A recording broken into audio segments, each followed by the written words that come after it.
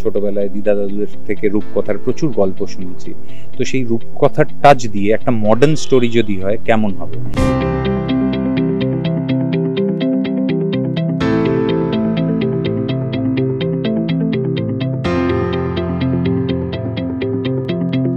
যেহেতু একটা horror fantasy, যেখানে ভয় আছে, কিন্তু ভয়ের থেকে বেশি আছে হচ্ছে সুপার পাওয়ার।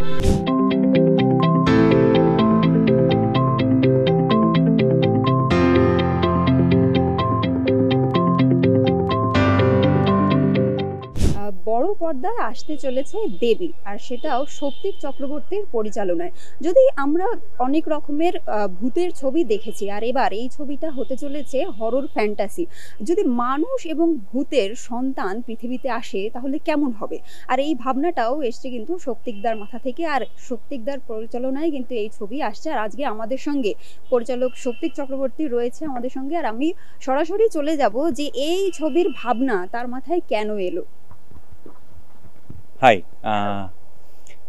প্রথম কথা হচ্ছে যে এই ছবির ভাবনা এলো তার কারণ হচ্ছে যে মণিহারা বলে একটা ছবি আমরা বানিয়েছিলাম, যেটা হচ্ছে একটা পেতনি এবং একটা মানুষের love story. That was horror comedy. এবার সেই গল্পটাকে এগিয়ে নিয়ে যাওয়ার খুব ইচ্ছে ছিল, কারণ আমি একটা ওই মাল্টিভার্স, বাঙালি ভূতেদের মাল্টিভার্স ক্রিয়েট করার চেষ্টা করছি। তো সেই হিসেবে এগোতে গেলে এবার আমি ভাবলাম যে কীভাবে বেস্টভাবে এগোনো যায়। তো ওই গল্পর রেফারেন্স থেকে যখন এই রেফারেন্সে আসছি, আবার একটা নতুন কিছু করতে হবে যেটা বাংলার দর্শক দেখেনি। তো আমি ভাবলাম why not a horror fantasy. আমরা ঠাকুমার ঝুলি, ছোটবেলায় দিদা দাদুদের থেকে রূপকথার প্রচুর গল্প শুনেছি। তো সেই রূপকথার টাচ দিয়ে একটা মডার্ন স্টোরি যদি হয় কেমন হবে, এই ভাবনা থেকেই দেবী। আর আমি জানতে চাইবো যে একদম প্রথমে হরর মুভি কেন চুজ করলে, কেন অন্য রকম নয়? এই প্রশ্নটা অনেকেই করে। আমি লিখতে বসি, এটা রনিতাকে জিজ্ঞেস করলে আরও ভালো বলতে পারবে। আমি যখন লিখতে বসি আমি চেষ্টা করি লাভ স্টোরি লিখছি বা থ্রিলার লিখছি, কোনোভাবে ঘুরে ফিরে সেটা হররে চলে আসে এবং সেটাই ইন্টারেস্টিং তৈরি হয়। তাই আমার ম্যাক্সিমাম সাবজেক্ট হররের ওপর হয়, একটা অ্যাট্রাকশন আছে। আর তাই জন্যই তো মাল্টিভার্স করার চেষ্টা করছি বাঙালি ভূতেদের নিয়ে। আমি এটাও একটু জানি যে দর্শকদের তুমি একটু বলো যে এই ছবিটার গল্পটা ঠিক কিরকম হতে চলেছে। তুমি একটু টাচ তো দিলে, আর একটু যদি বলো। আমাদের একটু পরেই ট্রেলার লঞ্চ হবে। ট্রেলারটা দেখতে পেলে দর্শকরা বুঝতে পারবে যে গল্পটা কীরকম হতে চলেছে। তবে হ্যাঁ, এটা যেহেতু একটা হরর ফ্যান্টাসি, যেখানে ভয় আছে, কিন্তু ভয়ের থেকে বেশি আছে হচ্ছে সুপার পাওয়ার। আমাদের বাঙালি বিভিন্ন ভূত এবং প্রেত যারা আছে তাদের একটা এক্সিস্টেন্স, সেই নিয়ে গল্পটা। বাকিটা আমার মনে হয় ট্রেলার দেখে তারপরে আমরা পরের বার ডিসকাস করতে পারি।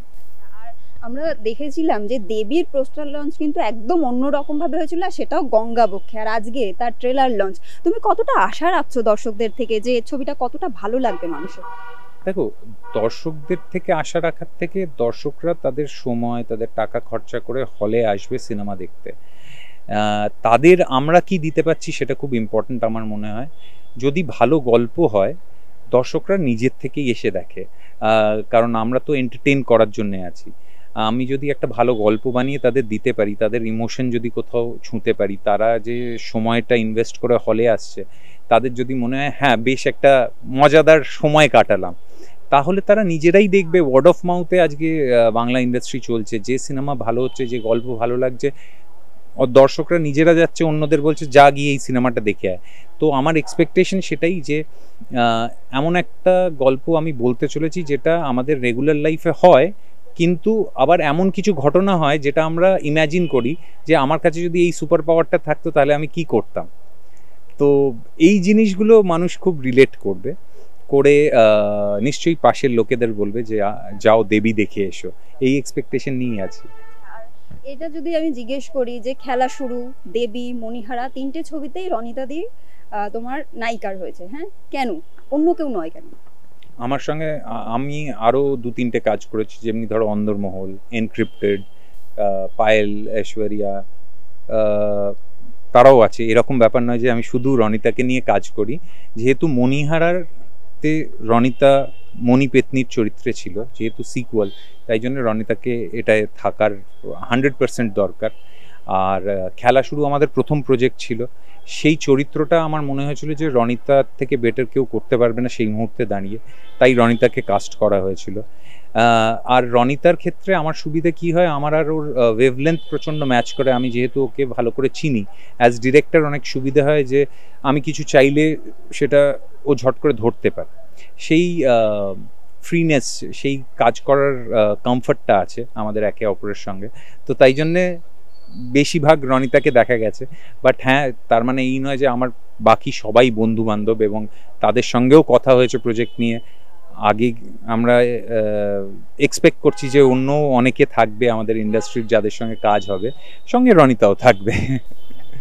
আমি জিজ্ঞেস করি যে ধন্যী মেয়ে সোহাগী সিঁদুর এখানে তোমাদের আমরা জুটি হিসেবে পেয়েছিলাম, আবার কবে তোমাকে আমরা দেখতে পাবো? মানে জুটি হিসেবে না, জুটি হিসেবে এটা তো আমাদের হাতে নেই। এটা হচ্ছে যে যদি কখনো কোনো চ্যানেল ভাবে যে সোহাগী বা ধন্যী মেয়ের মতন জুটিটাকে ফেরত আনতে চাইবে, সেইটা আমাদের কাছে এলে এবং আমরা দুজন যদি সেই প্রজেক্টের সঙ্গে অ্যাসোসিয়েট হওয়ার মতো সিচুয়েশনে থাকি, ডেফিনেটলি দেখতে পাবে। কিন্তু আমি দর্শকদের কাছে থ্যাঙ্কস বলতে চাই যে এখনো ধরো ধন্যী মেয়ে এত পুরনো প্রজেক্ট, যেখানে রিজু কোয়েলের জুটিটা এখনো লোকে মনে রেখেছে, এখনো লোকে সেই মানে আমার পাড়ায় রিজু রিজু বলে ডাকে, আমার নাম পাল্টে গেছে। তো নীল বেশি ফেমাস জলনুপুরের, কিন্তু তাও একটা অংশের লোক আছে যারা রিজু বলে ডাকে। তো এই ভালোবাসাটা ইজ ট্রিমেন্ডাস, মানে এত বছর পরেও লোকে যে মনে রেখেছে এই জুটিটাকে এইভাবে, রিজু কোয়েলের জুটি, I am very thankful about it. এই যে তুমি যেটা বলছো যে লোকের ভালোবাসা তুমি ছোট পর্দা থেকে এরকম ভাবে পেয়েছো, তাহলে পরিচালনায় চলে গেলে কেন? এটা তো দেখো, এক একটা মানুষের, আমার যেমনি বিভিন্ন জিনিস করার ইচ্ছে থাকে, পরিচালক হওয়ার ইচ্ছে আমি যখন থিয়েটার করতাম তখন থেকেই আমি থিয়েটারেরও পরিচালনা দিয়েছি, যখন আমি টেলিভিশনে অভিনয় করছি। তো পরিচালনাটা ইচ্ছে ছিল, এবং একটা সময় আমার মনে হলো যে টেলিভিশন তো আমি প্রায় গোটা 10-12 বছর হয়ে গেল, 5খানা সিরিয়াল অ্যাজ লিড করে ফেলেছি। তো আমার মনে হলো যে একটু ব্রেক নিই, এবার একটু ডিরেকশনের দিকে, প্রোডাকশনের দিকে মাথাটা দিই। তার মানে এটা নয় যে আমি অভিনয় বন্ধ করে দিয়েছি, সেটা ছোট পর্দা হোক, বড় পর্দা হোক। সিনেমা করেছি, ওয়েব সিরিজ হিন্দিতে বেশি হয়েছে, বাংলা ওয়েব সিরিজ এখনও আমি করে উঠিনি। খেলা শুরুতে আমি নিজেকে কাস্ট করেছিলাম একটা চরিত্রে। বাট হ্যাঁ, অবভিয়াসলি আমি দেখছি যদি কোনো ডিরেক্টর প্রডিউসার মনে হয় যে হ্যাঁ আমি আবার সৌপ্তিককে ফিরিয়ে আনতে চাই, I am open for that. আর কোনটা বেশি কঠিন, ক্যামেরার সামনে না ক্যামেরার পেছনে? পেছনে, পেছনে, মানে ক্যামেরার সামনে আমি কাজ করেছি তখন ডেফিনেটলি মনে হতো অভিনয়টা কি কঠিন, চরিত্রকে ধরা, তার গ্রাফ বানানো, এভরিথিং।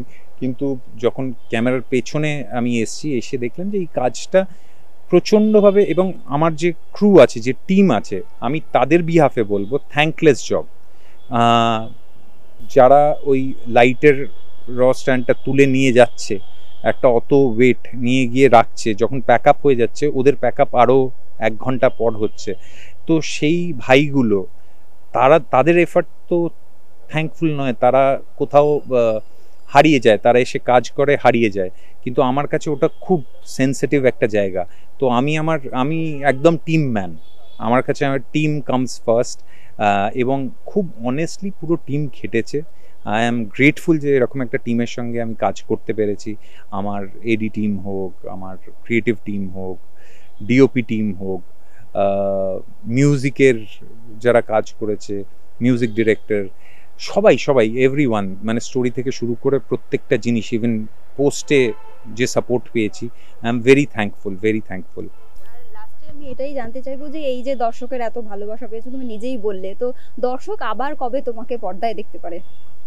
দেখো, কথা চলছে, প্রজেক্ট আসছে, কিন্তু একটা কোথাও ম্যাচিং এখনো হয়নি। যে প্রজেক্ট আমি করতে চাই সেইটা, বা ফিনান্সিয়াল সাইড যাই বলো, সেইগুলো কোথাও হচ্ছে না, বাট কথা চলছে, হয়তো খুব তাড়াতাড়ি দেখা যাবে। Let's see. দেবী নিয়ে আমার এক্সপেকটেশন খুব হাই, একটা সুন্দর গল্প নিয়ে আসতে চলেছি আপনাদের সামনে। দেবী এলে আপনাদের নিয়ারেস্ট থিয়েটারে, সিনেমা হলে প্লিজ যান, একবার দেখুন, ভালো না লাগলে রিভিউ দেবেন, আর যদি ভালো লাগে তাহলে প্লিজ লোকদের বলবেন যে গিয়ে দেখতে, এটাই বলবো। Thank you so much. ঠিক যেমনটা বললেন দাদা, যে খুব তাড়াতাড়ি কিন্তু দেবী আসতে চলেছে বড় পর্দায়, এবং সৌপ্তিক চক্রবর্তীও কিন্তু ফিরতে পারে পর্দায়। আপনাদের প্রিয় সেই নায়ক আবারও আপনাদের অন্দরমহলে কিন্তু ঢুকে পড়বে।